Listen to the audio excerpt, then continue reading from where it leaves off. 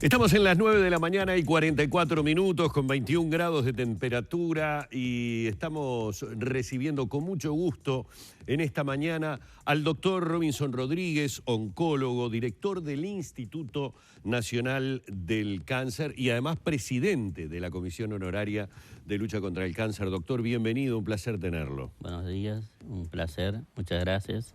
Y sabemos que este programa es muy visto en todo el país, así que es un enorme placer estar y poder compartir unos minutos con ustedes.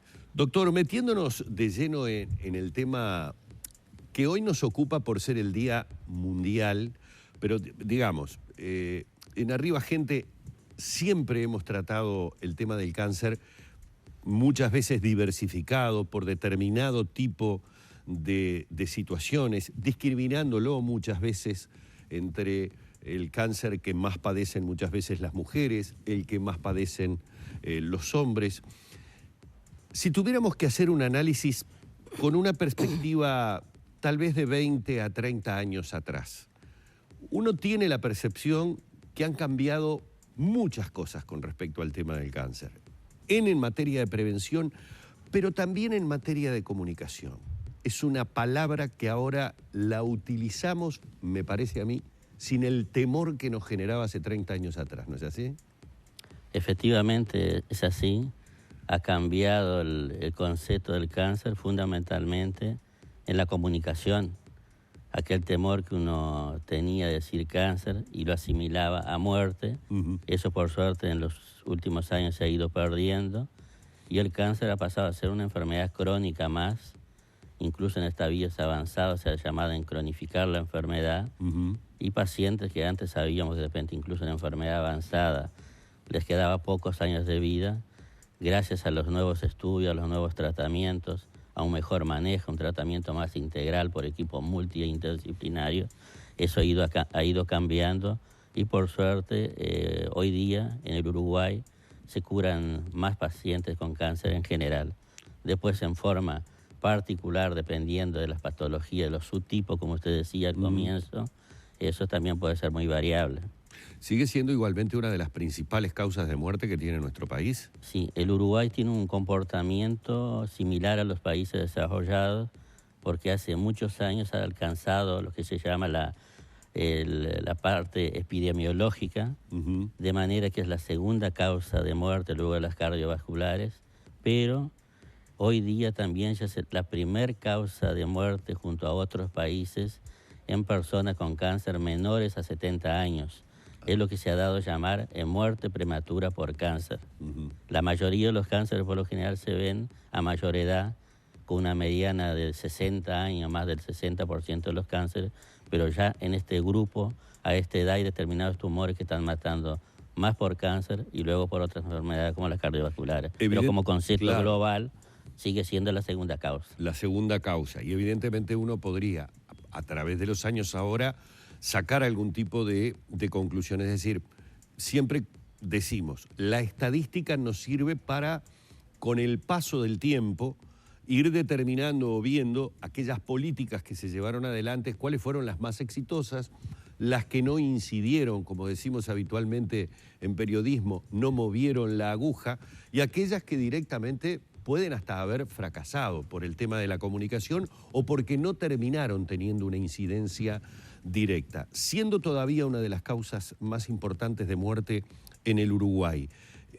¿Se han modificado qué tipo de cáncer son los más comunes o eso a lo largo de los años sigue siendo una constante para los uruguayos?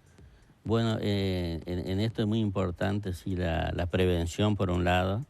Cada vez más se han adoptado conductas. Sabemos que con la prevención, adoptando determinadas conductas, como puede ser un hábito saludable en cuanto a la alimentación, incorporación de fruta, verdura, la actividad física regular, el disminuir o no iniciarse en el hábito tabáquico, son distintos aspectos que pueden disminuir el cáncer, la mortalidad por cáncer, hasta en 1/3 de los casos, por lo cual no es poca cosa.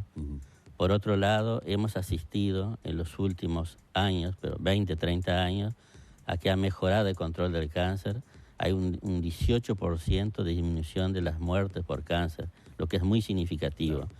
Pero después, por supuesto, hay cánceres que son más frecuentes y es ahí fundamentalmente donde se pueden ver mejor aquellas conductas que uno adopta para un mejor control. Por ejemplo, el cáncer de mama, sabemos que en el Uruguay es el cáncer más frecuente en la mujer y que mata más mujeres por cáncer de mama. Pero sabemos que existe una oportunidad, que es el diagnóstico oportuno a través de la mamografía, que actualmente se recomienda a través del Ministerio de Salud Pública a partir de los 50 y hasta los 69 años. Y ahí podemos llegar a diagnósticos más oportunos, de etapas más tempranas, entonces podemos hacer tratamientos pretendidamente curativos.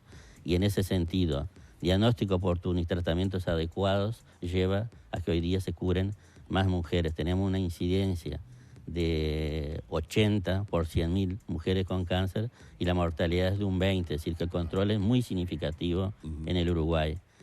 En el otro extremo, lamentablemente, por ejemplo, el cáncer de pulmón, que sabemos que el 85% está relacionado al hábito tabáquico, en eso incidió ya, no de estos últimos años, sino ya hace 20, 30 años que hemos asistido cómo empieza a disminuir la incidencia por cáncer de pulmón y la mortalidad en el hombre. Actualmente eso ha venido claramente en disminución, pero por otro lado, la mujer que comenzó a fumar más tarde, actualmente es el cáncer, el quinto lugar en incidencia en la mujer, pero en mortalidad ya ocupa el tercer lugar, lo que es muy significativo, porque si la mujer sigue fumando, en el 2030 van a morir más mujeres por cáncer de pulmón que por cáncer de mama. Bueno, esa es una estadística tremendamente preocupante, más en un país que ha realizado, al impulso, obviamente, del doctor Tabaré Vázquez, expresidente de la República, una fuerte campaña contra el tabaquismo. Efectivamente, digo, esa campaña y el no fumar en ambientes públicos fundamentalmente, pero que creo que ha llevado a la conciencia también de la gente a ir dejando de fumar, probablemente eso haya llegado a una meseta y haya lugares donde haya que actuar mejor, como podría ser en el propio hogar, donde en principio no hay una limitación porque ahí no hay nadie que le diga no puede fumar. Claro. Y yo escuchaba previamente al presidente del CODICEN que hablaba del verano en las escuelas, y ahí es muy importante lo que está haciendo la Comisión Honoraria de Lucha contra el Cáncer, con su área de educación poblacional, con sus movilizadoras en todo el país, donde participan de esas actividades, o directamente o a través de las redes sociales. Y, por ejemplo, una escuela de Gomensor en Artigas, que está a más de 600 kilómetros de Montevideo, están participando de esas actividades, y esa es una manera de crear conciencia en forma temprana en la lucha contra el cáncer. Y estos niños muchas veces son los que después se multiplican o son agentes multiplicadores para la prevención y para la educación en el hogar.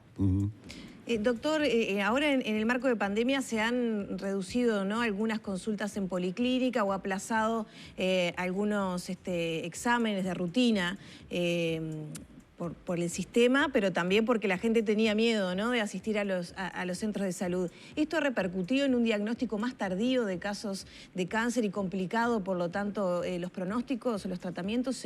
¿Hay un cambio en ese sentido o todavía no se nota? Yo creo que es muy prematuro para sacar conclusiones. Por lo general, cuando uno habla en temas de cáncer, de epidemiología, de incidencia y mortalidad, por lo general uno maneja en términos de 5 años. Porque a veces los años pueden ser muy variables y uno tomar una estadística en un único año puede no ser realmente lo que está pasando. Y a veces uno puede crear pánico en vez de beneficio. Y acá lo que creo que hay que hacer es educar y no asustar.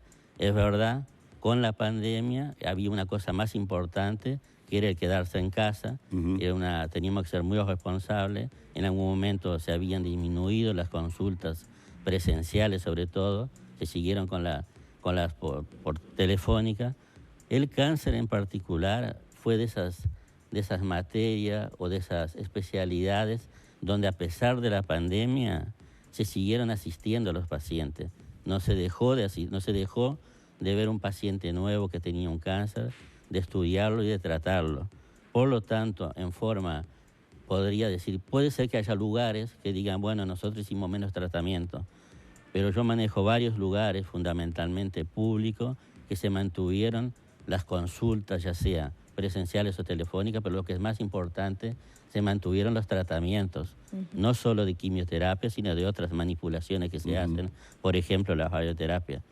Es verdad que algunas conductas que hacen como a la prevención, que uno dice, bueno, hay que hacer una mamografía anual, fundamentalmente a fines de marzo, abril y mayo, por las mismas razones que esgrimimos previamente en el marco de la pandemia, bueno, o no se hicieron o se fueron disminuyendo. Pero después ya a partir de junio, con una pandemia más controlada, en forma responsable, se volvieron a hacer todos esos estudios, y una de las estadísticas que yo manejo, que creo que es muy significativa, que es lo que se llama el nodo. El nodo es algo liderado por la Comisión Honoraria de Lucha contra el Cáncer, que funciona en el Instituto Nacional del Cáncer, integrado por médicos especialistas, y que informa mamografía hechas no solo en Montevideo, sino en el interior de la República, a distancia. Le llega la información, le llega la imagen, y si tomamos todo el año 2020, el abatimiento, es decir, la disminución en mamografía fueron de un 20%. Es decir, que estos valores están muy por debajo de algunos datos que hemos escuchado en forma parcial, sí, o de datos de otros países que no son el Uruguay. Yo creo que el Uruguay, por suerte, lo que hace el Papa Nicolau, que es muy importante en el control del cáncer de cuello de útero en la mujer, también es una disminución, pero nuevamente se vuelve a comenzar a hacer todos esos estudios. Pero lo que yo quiero significar que aquellos pacientes que tenían una necesidad porque tenían algún síntoma que hacía pensar en determinar estas enfermedades, no dejaron de ser asistidos, no dejaron de ser tratados. Doctor, y en cuanto a las intervenciones quirúrgicas, porque tal vez es lo que uno cuando escucha las informaciones, creo que hace pocos días atrás lo volví a escuchar al presidente de ACE, al doctor Cipriani, hablar de que, bueno, nuevamente se había producido como una suerte de atraso debido a estos coletazos, a estas olas que estamos teniendo con el COVID-19. En el caso de pacientes oncológicos, ¿cómo está el tema de intervenciones quirúrgicas? En cuanto a los pacientes oncológicos, por suerte, y en general, y también pasó con la pandemia, es una situación como pasa cuando uno escucha que hay paro y dice se mantiene la atención a los pacientes con cáncer. Bueno, acá lo mismo. Claro. Puede que haya habido algunos casos que no, pero en general los pacientes con cáncer no se dejó de brindar el tratamiento adecuado.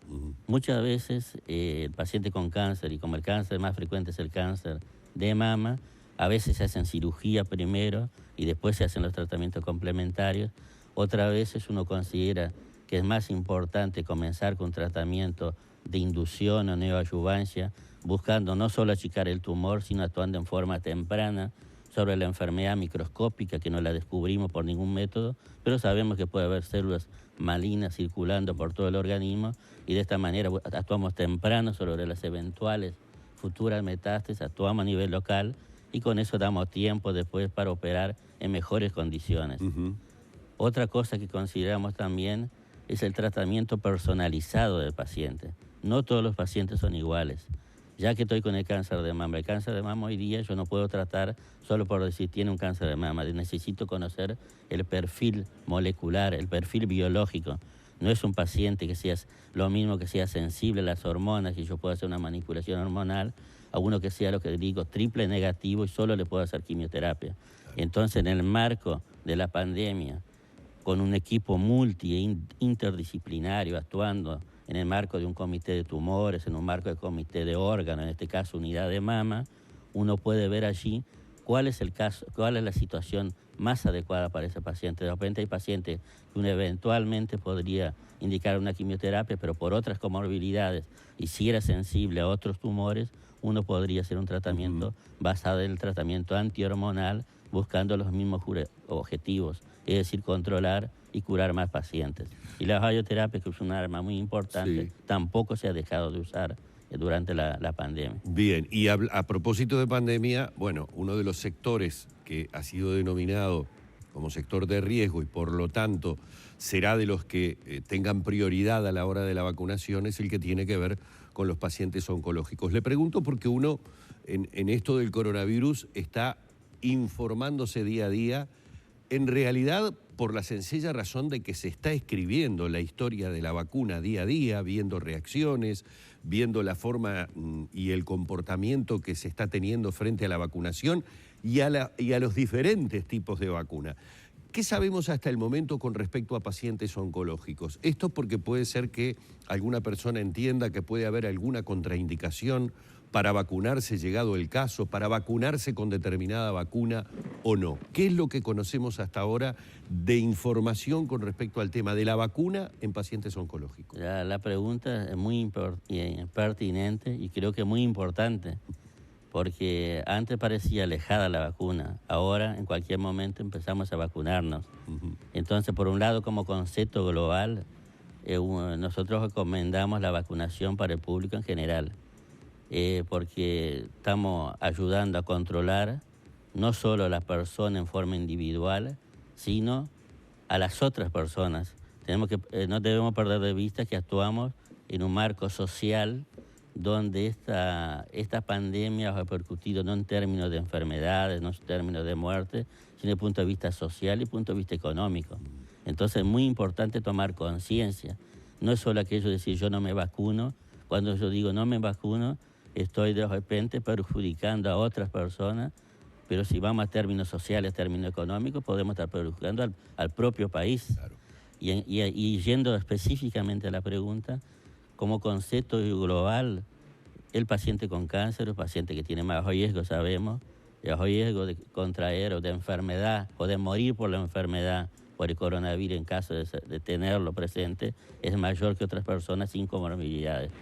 Como concepto global decimos sí, recomendamos vacunar, pero lo más importante es tener conciencia y que el paciente consulte a su propio oncólogo para ver el momento más oportuno para la toma de decisiones en la inmunización, porque no es lo mismo un paciente con cáncer que está en pleno control o está con un tratamiento ayudante, no con quimioterapia, con una manipulación hormonal, con distintos medicamentos conocidos, que un paciente que está con un cáncer activo, que está recibiendo tratamiento de quimioterapia, que puede ser más o menos pesado, que la vacuna tiene también en corto plazo puede tener una toxicidad más o menos similar a las demás vacunas, a largo plazo es verdad que no lo conocemos, pero que en este momento creo que tenemos que ser más cortoplacistas que ser largoplacistas.